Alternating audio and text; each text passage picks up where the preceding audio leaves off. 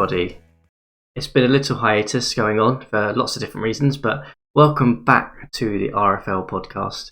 I'm of course here joined by Wobbegong. Wobbegong, welcome back. You had an episode off, but you've decided to turn back up, so fantastic to have you back again. Yes, thanks for having me again. I had a small baby break, so I took one or two episodes off the podcast, but happy to be back now for our early mid-season podcast. So very excited for today. Yeah, absolutely. Congratulations from myself, and I'm sure from everyone else in the RFL with your new arrival.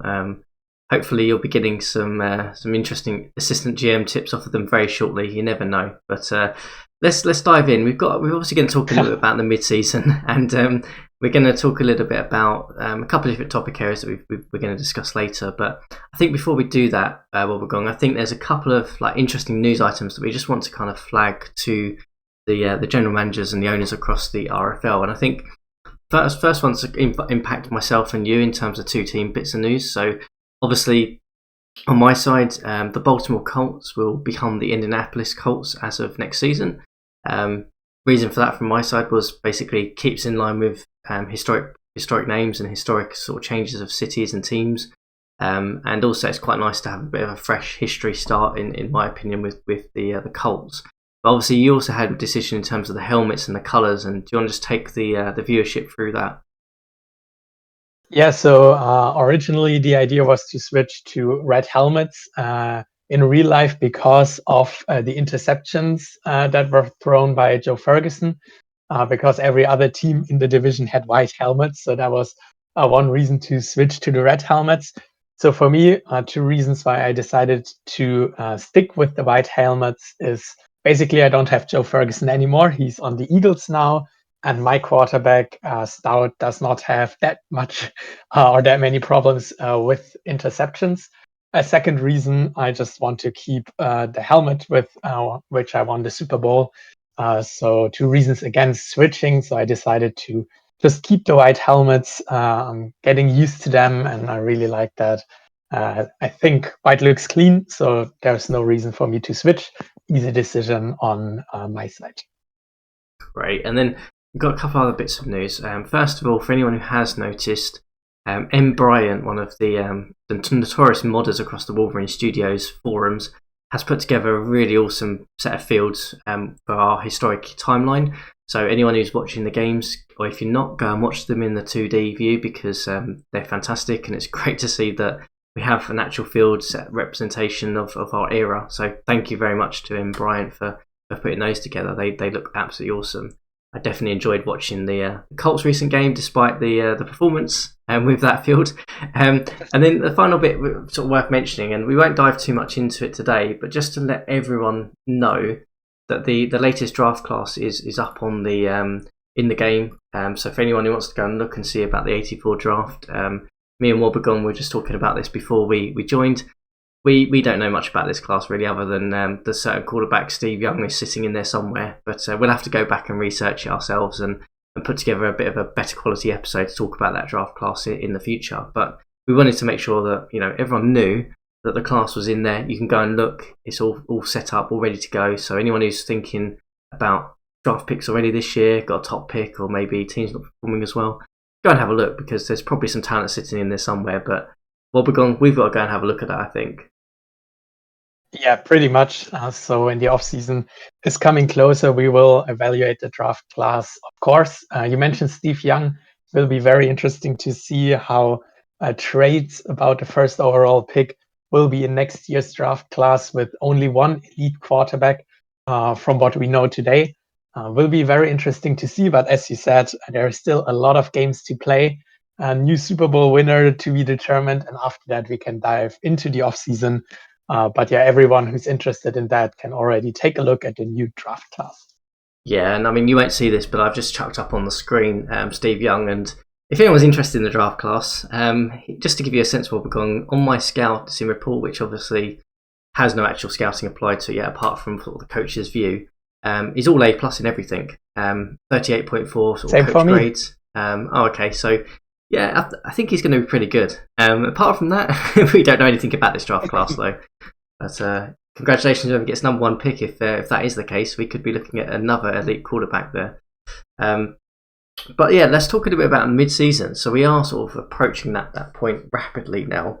And we thought rather than sort of go line by line, talk about every division, every team, and a bit more of like what I did with Rasp with the season preview, I think it was probably worth us actually taking a couple of areas and a couple of key questions and seeing how we answer them really. So we had a little bit of a discussion about this Wobbegong before today's episode, and we kind of decided that we'd split it into a couple of different areas really, which is, what's the biggest winner so far? So whether that's a team, a GM, a player, who's the biggest loser so far? Again, could be a team, GM, or player. And what's been the biggest surprise so far this season? And what's our bold prediction that each of us has sort of for the rest of the season?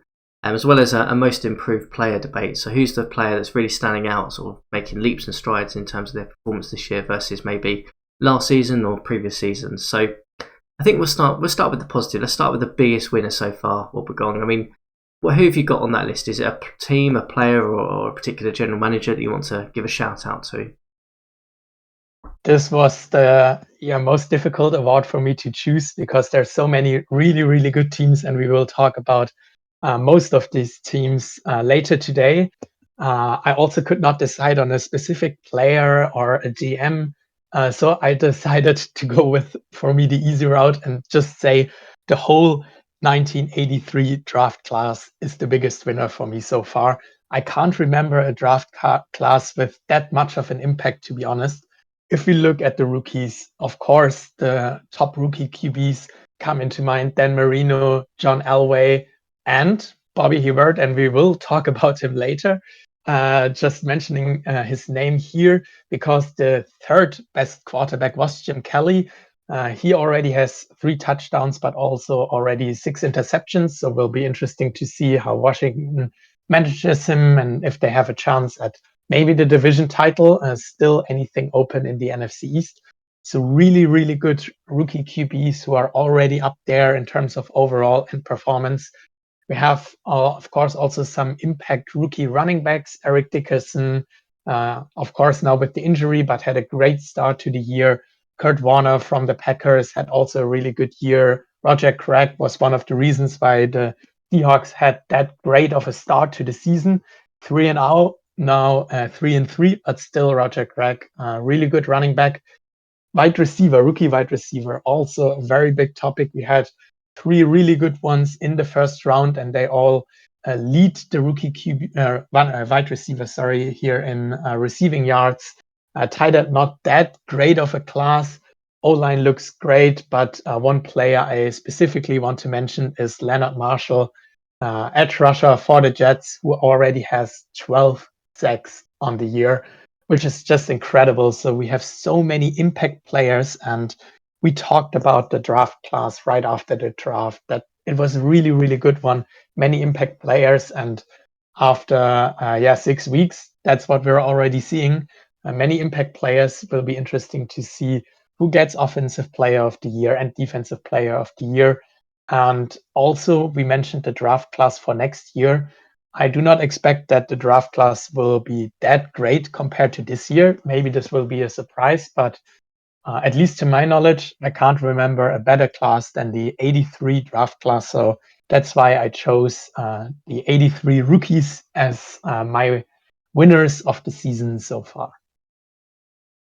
Yeah, interesting observation in terms of, I think it was probably no surprise that the 83 draft class was going to come in and be very good. I think what's fascinating is that you mentioned a couple of guys there in the first round who, weren't the top 5 or 6 picks, having fantastic seasons. I mean, Leonard Marshall is having an absolute storming season. I mean, he's probably the best edge player in the league right now in terms of performance and numbers, and I'll be interested to see whether he can keep it up. I don't think he's going to probably break any of the sack records because we've got some absolutely insane numbers there due to a range of different things. But 12 sacks in 6 games is just phenomenal. I kind of think I agree with that really. That draft class has come in and certainly turned the league on its head a little bit in some areas. So for me, I didn't have a particular player or a draft class or anything, and for me it's just I had just one team I think in terms of the biggest winner so far, and that is the New Orleans Saints. And the reason I say this is because of course, we all knew the Saints were going to be very good, right? They were probably going to lose a couple of games, but probably have a very, very strong record. Again, probably looking like Super Bowl contenders, previous finalists last year. But what I think is really fascinating about this team in particular is that obviously adding that wide receiver addition in terms of Jefferson has really elevated this team's numbers, and I'm really interested to kind of see how this can kind of carry on moving forward, really. And the reason I say this is because when we look at Steve Fuller's numbers are looking phenomenal this year, like absolutely phenomenal in terms of everything. His percentages are great. His actual rating is like gone through the roof in terms of his performance from previous years. He's on like his lowest interception percentage. He's already got 11 touchdowns throwing. His numbers are looking like he's going to absolutely smash his passing yards numbers completely this year. And to say that it's scary that a team that we expected to kind of be a Super Bowl contender can actually elevate its game that much over the course of one off season is really, really fascinating. And combining that with the fact that if I look at the rest of the NFC, you've really got, obviously you've got the bloodbath that is the NFC East at the minute, and who knows what's going to come out of that. And then you've got Minnesota, and I think they really have a fantastic shot at having another really good run to get back to the finals. And whoever they face there, they're going to be a real strong competitor and strong contender, I think. So for me, it was the Saints. I just that elevation in terms of performance, I just did not expect that. I expected them to be very good, but not to be at the point of like sitting at the top of the crown going, you still got to catch us, guys. Yeah, for sure. Saints with a great season so far, great additions in the offseason. Of course, the division that's very doable. So the second best team is Atlanta with a record of 2-4. But you also have to win all of your 6 games. That's what they did. So they couldn't be any better right now. And they're looking like the best team in the NFC so far. You mentioned the Vikings. We will talk about them later on. But yeah, I totally agree. The Saints are one of the biggest winners so far this year. Yeah, I think so. And then, so obviously, we had some messages from our commissioner Rasp for some of these views as well, as we reached out to him beforehand. So, of course, Wobbegong, the guy who pays the bills, we have to give him shout outs to what he suggests as well. So he actually went a completely different strand to us. So we obviously talked a little bit about the draft class, and we talked about a team in particular, and really interesting because this kind of shows how well certain teams are doing, but that no one's got a consensus view as to who is the team that's really sort of taking us away, or the player, or anything. And Rasp kind of wanted to give a bit of a shout out to, in particular, the Raiders. So the Raiders are currently 5-1. The GM Bobby Rubino's having a really good season so far with that team, looking like they're going to be comfortably in the playoffs, and some of their numbers are looking excellent. I mean, their game in terms of all sides of the ball, pretty much, probably apart from all sides of the ball really are pretty much looking great on the offensive side. So again, they're looking like they're going to be in really good shape this year, and being at 5-1 is certainly a really, really good start for them as well. But let's move on to our next bit, which was obviously we talked a bit about the biggest kind of winners. What are the biggest losers kind of so far, really? So it's maybe the player or the team, or something that's just not quite clicking, kind of showing needs to get sort of back on track. And I guess Wobbegong, who or what did you have for sort of the biggest sort of loser, or the biggest area of improvement for a particular team or player so far? One team that came already to mind for me was the Pittsburgh Steelers. 2 back-to-back championship games. They've been to the Super Bowl 2 seasons ago, lost against the New Orleans Saints, but they've been a playoff team. Last year, we of course had the technical problems or game problems that the Houston Oilers won the division, but still Pittsburgh went into the playoffs, lost in the championship game against the Buffalo Bills. But Pittsburgh has always been one of the elite teams in this league, mainly because of their elite defense, and that's still what they're doing. So if you look at their numbers, they're the 3rd best team in pass yards per game allowed, and also the 1st best team in yards per game allowed in total. So they're really, really elite on defense. But the problem this year is the offense. When you look at Terry Bradshaw, he's, of course, aging, 35 years old. And if you look at his stats, he's currently sitting at only 3 touchdowns and 6 interceptions. worst completion rate of his career, except from the 1976 season. So it's not looking great if you look at the QB rating. It got worse year to year. Now he's sitting at a 64.3 QBR, and he's one of the reasons why the offense is not clicking. Yeah, that's just, of course, sad to see. The Steelers have really, really good players, but one team where already 4 out of the 6 players with 90 plus overall are or have an age of over 30. So it's an aging team that maybe now pays the bills a little bit. They did not have any picks in round 1 to 5. And I already mentioned the draft class as my biggest winner. So if you do not pick in round 1 to 5, of course, maybe you're not one of the winners so far. So that was, of course, unfortunate and not due to the current owner. And there's nothing against the GM so far. It's just an unfortunate situation. Also, when you look at the divisions with the Oilers and Bengals, who improved during the offseason, have a great year so far. And the Steelers, definitely one point to mention, had the hardest schedule so far. One feature I really like that Rasp introduced, and they're on top of this list with the hardest schedule so far. So there is some hope to turn the season around, which I'm really hoping to see the Steelers back in the playoffs, or at least fighting for the playoffs. But yeah, they had decent free agency additions, no superstar, but some impact players.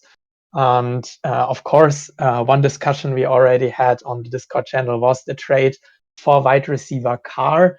In my opinion, a little bit too much for an aging player, and also someone who did not have the impact that the Steelers hoped to get after a really, really good season in Baltimore last year with 11 touchdowns. Carr only has 1 touchdown, 1 drop so far. So also still some room for improvement. He's a great wide receiver, but so far the offense has not been clicking yet. When you look at the rest of the season, they have the 13th toughest schedule remaining. They will play the Bengals 2 times and the Oilers again 1 time. So they have it in their own hands to fight for the division title. But it will be a very, very hard fight, in my opinion. So far, the Steelers are below expectations. Yeah, I mean, I guess my follow-up question for you, Wobbegong, is you kind of alluded to it towards the end there, but team is obviously currently sitting at 2-4, bottom of its own division. Tough schedule, but a lot of teams, they've still obviously got to play a lot of divisional games. Is it a case of panicking for the Steelers now, or do you think you kind of see this through in terms of the aging team and just see what happens this season? What would you do in this situation, do you think? I would not panic. So as said, it's a new GM for the Steelers. Maybe he needs to get familiar with the league, how it works. I'm pretty sure that he's really good in playbooks and everything and know him from other leagues. So he's a great GM. And that's why I would not panic here in the situation. When you look at their draft capital, they, of course, traded their first round pick in 1985.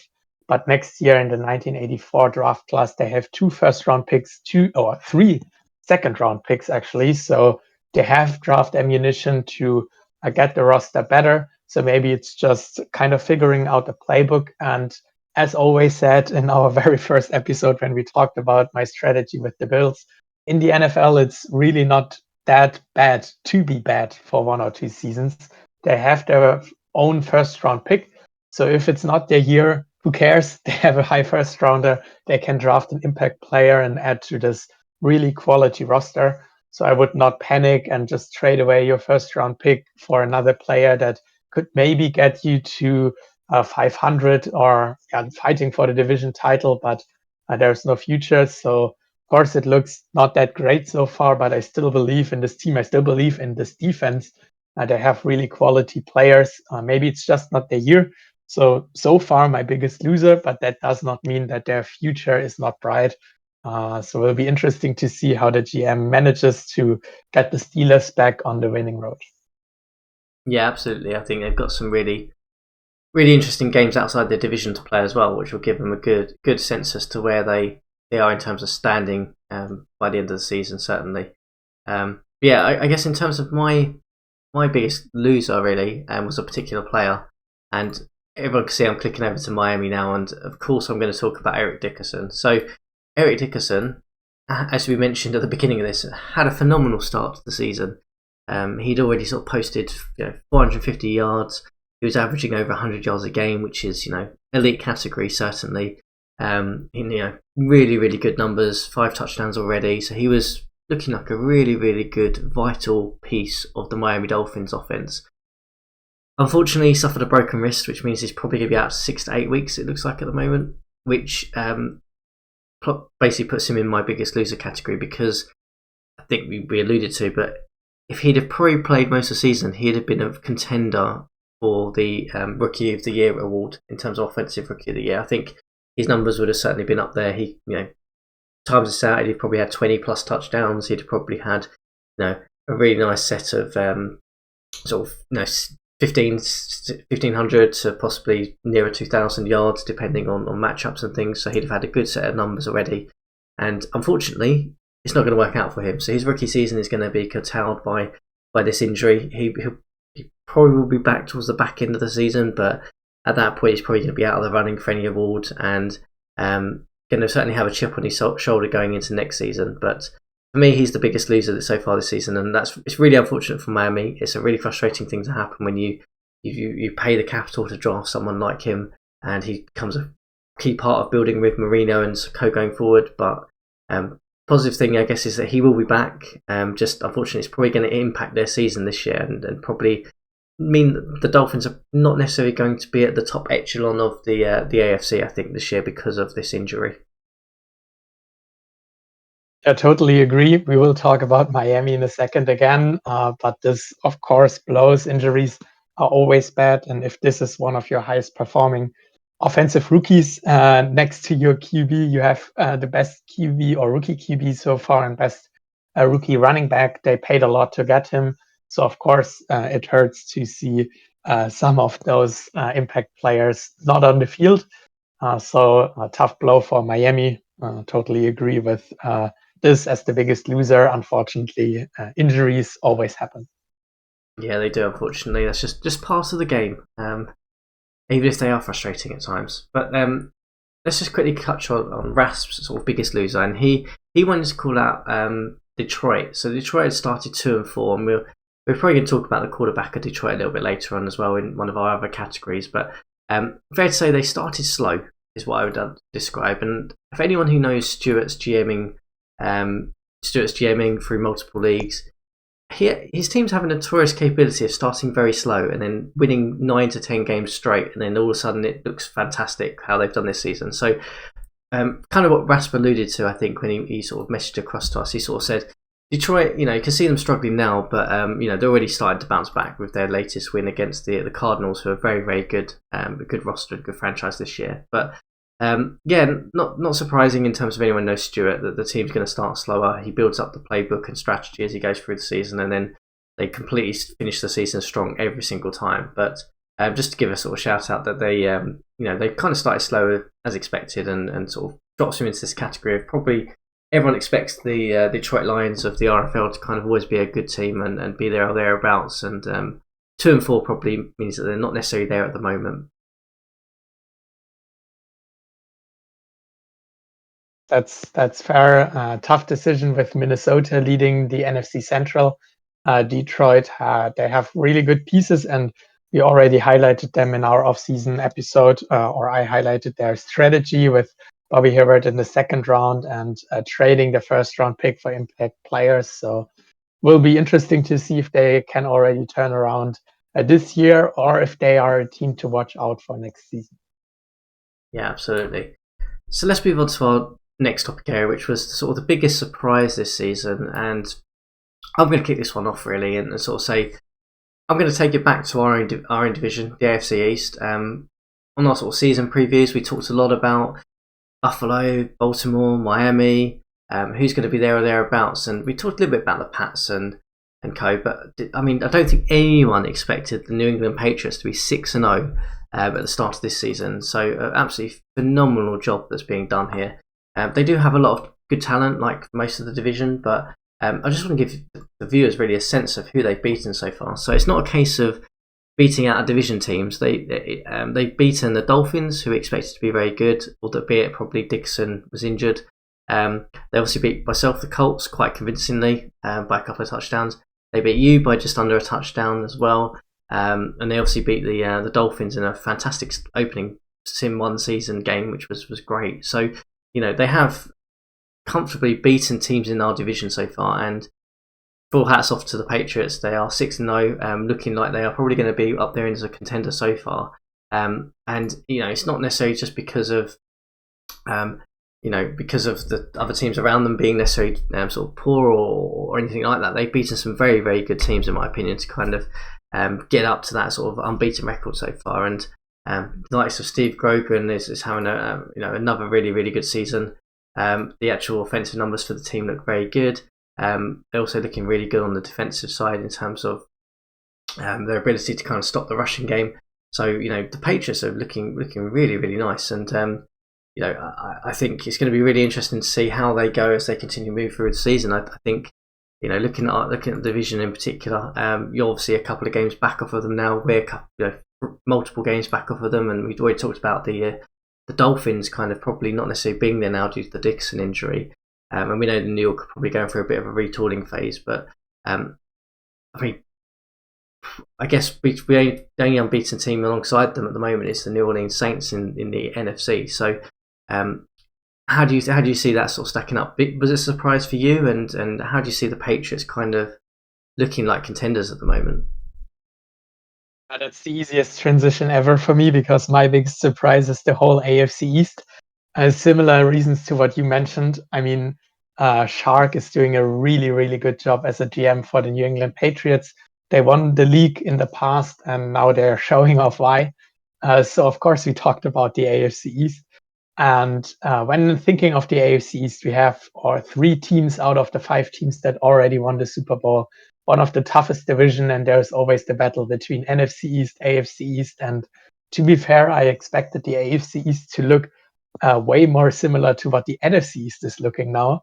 So New York Giants lead the division with 4-2, and the Cardinals are 3-3. And that's what I thought about our division as well, that everyone is really close together. But so far, the Patriots won all of their 4 division games.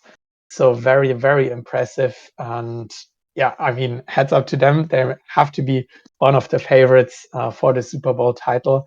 Great performance. And there are, of course, a lot of talent in the other teams. But yeah, talking about the Buffalo Bills, lots of injuries in the beginning of the season, but that's no excuse. Many players played inconsistent. So deserved losses against the Patriots and the Raiders for sure. So the Patriots lead the division by 2 games right now. Also, you mentioned the Colts, elite defense so far, but will be interesting to see what you're going to do to get the offense up running. And Dolphins with the injuries, a little bit of not luck here with the injury, and also tied the Jets, lost against the Patriots, Oilers, and again the Patriots, also tough opponents. And the Jets, of course, also with one of the toughest schedules so far. Also new GM who came over from the Pittsburgh Steelers, and now New York Jets, also a tough start to the year. Pretty sure that he will also win another game or a lot of games also in the future. So pretty sure AFC East will be closer, but maybe it will be closer from place 2 to 5, because the New England Patriots are looking like the team to beat so far. And I don't think that anyone expected to look it this way, that the Patriots are 6-0 and the second best team is 2 games behind that. Yeah, absolutely. I think it's interesting, and I think I don't know about you, just to give a shout out against the NFC East. That is one division that I look at every single team's scores and every single team's results, every single sim, because that's an absolute bloodbath, and it's fantastic to watch as a neutral. So yeah, for every GM that's in that NFC East, thank you very much for making a division that's really, really fascinating to watch so far, because there's just a lot of reasons to watch all those teams, and it's just great to see, really. So who knows how that one's going to play out. But yeah, I think I agree with you. The Patriots are sort of surprised, and Rasp as well had the Patriots down as his. So we kind of had a consensus really with that one, and I don't think necessarily you sort of gave useful insight to. It wasn't because of the Patriots not being a good team, but just because of all the other moves that have happened in that division, and obviously the Super Bowl winner sitting in there yourself. So Patriots are doing a phenomenal job. Sharks doing a fantastic job. Ex-winner, no surprises, but no surprise in terms of his ability, but just a surprise, I guess, in terms of the rejigging that happened there and how dominant the Patriots have been so far. So very, very well done for him. Keep it up is what I would say to him. But if you could just drop a couple of games and let me get back in, that'd be great. Maybe if you, Wobbegong, want to lose a couple of games, that'd be fantastic as well. But not being biased there at all with that discussion. Let's talk a little bit. Played twice this year, so there's still a chance. Pretty sure we go 1-1 against each other as always, but maybe if you win both games, there's definitely a good path to get into the playoffs this year. Yeah, well, who knows? Who knows? I'm not holding my chickens at the minute with that one. Let's talk a bit about the bold predictions. So I'm going to jump in and talk about mine first because I think yours is a bit more of a wide-spanning one in terms of your view on that. But mine's very, very narrowed focused, and I was thinking about what's the interesting thing that I could see that could possibly happen. And I'm going to just jump ourselves over to the media and to sort of the awards progression so far. So in terms of, as you can probably see on the offensive rookie of the year, at the moment we've obviously got pretty much Eric Dickerson, who we've already discussed is probably going to drop off of this due to injury. And then we've got two quarterbacks standing at the moment, which is Dan Marino, who is, no surprise, having a phenomenal season. 9 touchdowns, 1 interception, nearly 13,000 yards already, and a fantastic sort of completion record. So if anyone watching this and anyone's sort of looking at the league, probably thinking that Dan Marino is going to win Rookie of the Year, right? Offensive Rookie of the Year. My bold prediction is I think Bobby Herbert is going to win Offensive Rookie of the Year. And the reason I say this is because it comes back to the discussion we had earlier around the Detroit Lions and their slow start to the season. They're 2-4, still building up some of that offensive capability as Stewart does. And I can just see Herbert just going strength to strength to strength to strength and possibly putting up better numbers than Marino. And I know that sounds like sacrilege to anyone who is a Dan Marino fan or anyone who follows SOA and the Miami Dolphins and how well they've been doing this year in terms of those numbers so far. But I can kind of see it. I can see Bobby Herbert, the guy who was drafted 11th. So there was many, many quarterbacks drafted before him, being the Rookie of the Year in terms of the Offensive Rookie of the Year. And I think that'd be a fantastic storyline, to be perfectly honest with you anyway, is to see someone like that drafted up. You've got Marino, Elway, Kelly, we've already mentioned, all going above him. To see a guy who can come in with a chip on his shoulder, who probably really would consider himself, I think, probably to be in that category of elite quarterback, goes lower down in sort of that first round, outside the top 10, comes in and puts up numbers and absolutely stonks it and runs away with it. So that is my bold prediction, that Bobby Herbert is going to win the Offensive Rookie of the Year. What do you think, Wobbegong? It's bold, but that's why we call it bold prediction. I love it. He's definitely not the reason why the Lions are struggling so far. 10 touchdowns, 3 interceptions, and he went 11th in the second round. So that's definitely one important thing to mention, because not only went the top 3 quarterbacks ahead of him, but also a lot of other players. And he was just sitting there mid of round 2. Great pickup by the Lions. We mentioned that. It would be a fantastic story and testament to the talent that you can also already get in the second round.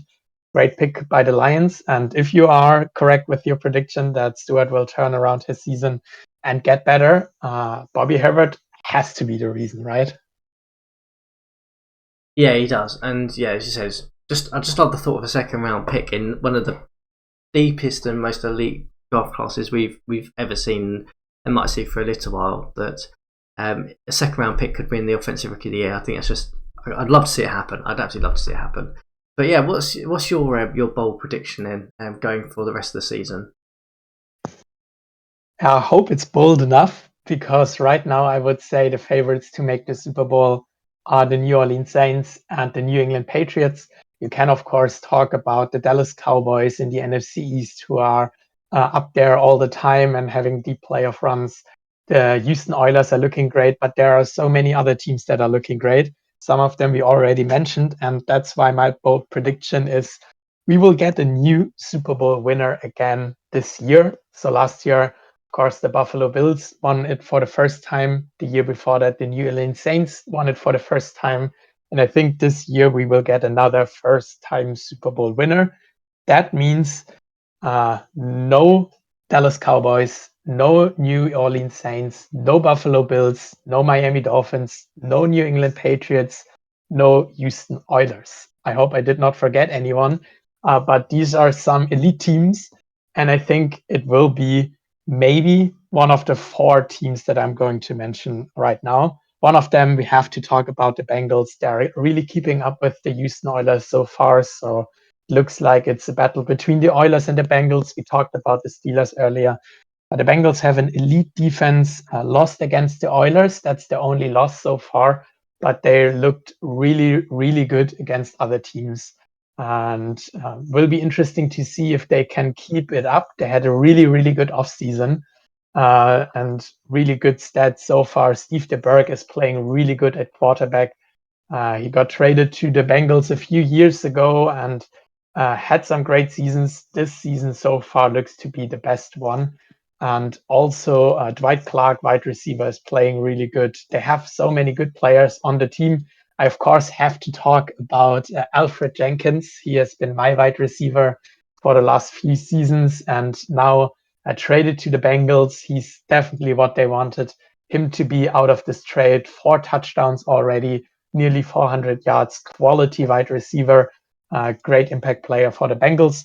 So this could be one of the teams to make it to the Super Bowl. And the second team I have in the AFC, so maybe it's bold to say this could be the championship game, or at least one of the 2 teams will be in the Super Bowl, are the Raiders. We mentioned them, of course. They have an awesome season, great GM with a great strategy.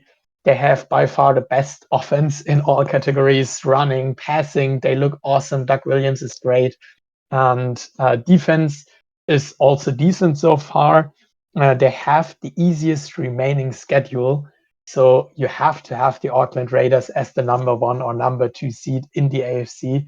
I think they can easily win the division and maybe give the New England Patriots a run for the first place in the AFC. So maybe we get the Bengals against the Raiders in the AFC Championship game. NFC, you already mentioned the Vikings. They have an elite pass defense. Bad division so far. Really, really great year. And we also got some insights from Ras, their owner, about how the Viking season is going so far. Yeah, we did, of course. So I'm just going to read it verbatim for everyone. So give you a bit of an insight into maybe why Ras thinks the Vikings are sort of had an electric start to the season. So he said they were feeling great after this week's recent 49-7 win. The team's really come together and they're excited to be leading the NFC Central with a 3-game cushion, which is difficult to do given some of the teams that are in there. Our division has been a major factor in our defence has been a major factor in our success, especially with the impact of free agency pickups. Dick Anderson and Virgil Livers have solidified the secondary, and AJ Dunn has been outstanding, leading all linebackers in sacks and ranking 4th in tackles overall. Offensively, they've had a slow start to the first 2 weeks, but after making some key adjustments in week 3, we've transformed from the near bottom in offensive rankings to a top 10 unit. The turnaround has been huge for us. That said, we know we had a relatively favourable schedule so far, so we're really looking forward to that upcoming matchup against Dallas. It'll be a great test to see how they really are. I mean, yeah, interesting insights. I think my initial reaction is that, yeah, they've had the free agency pickups and the defense has been carrying them, and that recent, last week's win, 49-7, means that something has clicked on the offensive side, and that means that this team could probably go from strength to strength. And who knows what happens, but certainly having a 3-game cushion is really, really beneficial to the Vikings so far. And yeah, it could be possible, in a game against the Saints, if the Saints have a bit of an off day. Vikings certainly could possibly get over the line against them, but they would need a lot of things to go their way to kind of get there. I think would be my initial reflection. Yeah, for sure. I mean, also now their rookie wide receiver Anthony Carter is clicking, so it's looking really good on offense as said. So the Vikings are one of the NFC teams I want to highlight, and the other one has to come out of the NFC East. It's tough to say which one, my bold prediction is it's not the Dallas Cowboys. So far, I like the New York Giants, what they're doing. They need to get better on offense. It's actually the same also for the Eagles and Washington. The Cardinals look really, really good on offense, but struggle a little bit with defense so far. The Giants have the best defense in the division and are also 2-0 in divisional games. So maybe it's the New York Giants after having an awesome rookie class 2 seasons ago. Maybe they're clicking right now, and we could get the Giants or the Vikings in the Super Bowl against the Bengals or the Raiders. It's not that unlikely. That's why I'm not sure if it's bold enough, but as many people might have the Saints against the Patriots in the Super Bowl, I'm saying none of the teams who already won a Super Bowl will win this year. Let's see.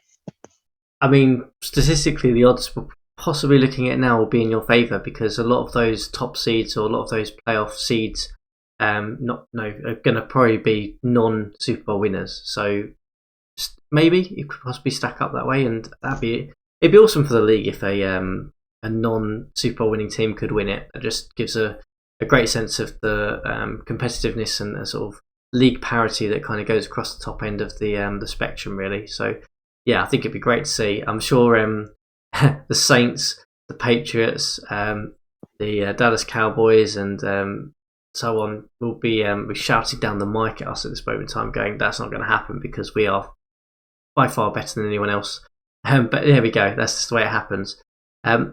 Let's talk be a about. little bold. So Hey, it's got to be bold. It's got to be bold. If it's not controversial, it's not bold, is it? So let's talk a little bit about our final topic area, which was we're discussing. Well, we talk a lot about player awards usually, and who's going to be MVP, and we talked a bit about offensive rookie of the year and so on.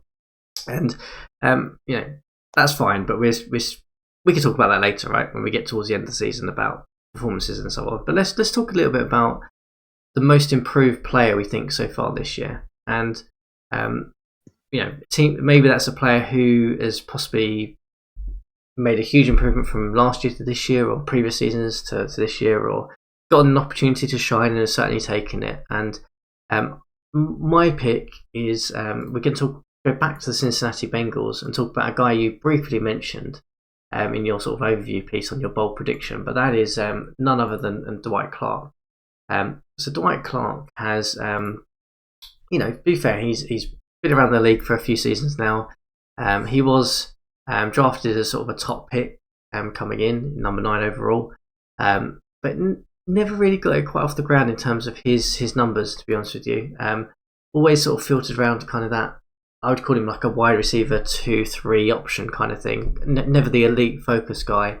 But now this season, my goodness me, has he absolutely shone in the Cincinnati so far. Bear in mind, he's only sort of started 5 games of the 6, but his numbers are looking great. He's going to basically smash every record he's probably ever had in the RFL, and that is his yards. He's already got 403. He's already got a touchdown. And his first down percentage is great. So he's proving that he's probably not necessarily the guy they want to take the big moment in terms of the touchdown opportunity. But in terms of getting the team up the field, a guy they can throw to, guaranteed they're going to get another down. And he's averaging 20 yards a particular catch, which is amazingly good. For me, he's one of the main reasons why the Bengals are kind of doing so well, because if you pair him with, we talk a bit about Jenkins. Pairing him with Jenkins, similar to kind of the discussions maybe we had with you and the Bills sort of on the first ever episode we did, that you kind of, if you've got an elite receiver like Jenkins, you kind of need to pair him with another decent receiver so that it takes the pressure off of them. And we're certainly seeing that play out this year with Clark. So for me, he's the most improved player so far this season. And I'll be interested to see what his numbers are at the end of the season, whether he can keep it up, whether his touchdowns go up because he gets more opportunity in the red zone, for example. But great to see that he's made that step up finally from being a top pick to really being a really, really vital piece of this Bengals offense. Yeah, great selection. As you said, I think it's because of their offense. They have, for the first time in all of their RFL history, one of the better wide receiver duos, or actually trios. I really like what they're doing with the wide receivers. They're throwing deep, Steve DeBerg is able to do that, and that's a testament to the great work they're doing so far this season. So for me, the most improved player, again, also on an AFC team, again, a team that has been really, really good, and he's one of the reasons why the Auckland Raiders are doing so great. I took tight end John Spagnola. He is 73 overall, 26 years old. And when you look at his ratings, agility 71, speed 72, hands 72, there is nothing that screams elite. But when you look at his stats, he's just incredible. Over the first 4 seasons with the Raiders, he had 1 catch over 20 yards, which was a 38 yard catch last year. This season, he already has 4 catches above 20 yards and 3 catches above 40 yards. He has one 76-yard catch. That's amazing for a tight end, especially with those ratings. Looking at the average, he's at 17.7.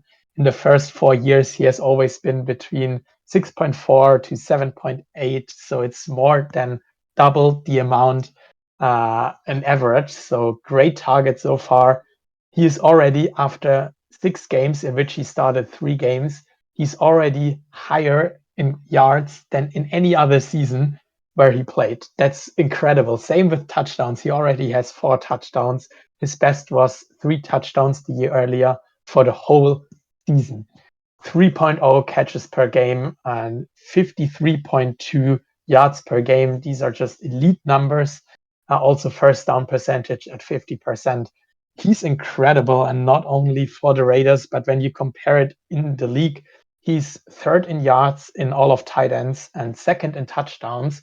And when you look at the players that are ahead of him, these are elite tight ends in our league. So John Spagnola definitely had to step from a pretty much average or below average tight end to one of the elite tight ends so far this season, and one of the reasons why the Raiders are doing so great.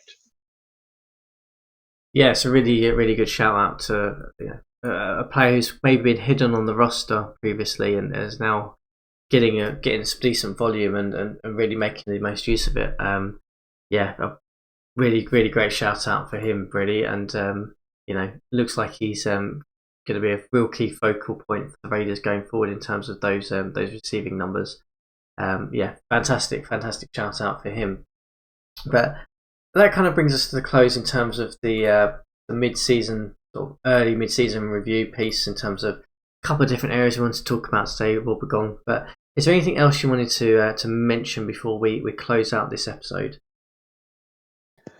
The trade deadline is approaching, so it will be interesting to see if there are any last-minute trade, and this will be something we will then, of course, cover in the next episode. So maybe there are some blockbuster trades, some teams that say, well, this is my year, I'm going all in and leave it all on the table and get one of the best players.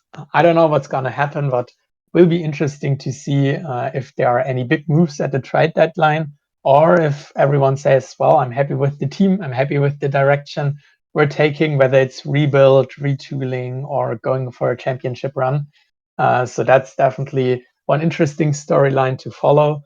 Other than that, it will be interesting to see if the teams we already mentioned or did not mention, specifically in the NFC East, there are so many great teams that we did not talk about in detail today. Maybe over the next few weeks, we will have a new NFC East leader and maybe another situation also in the AFC East.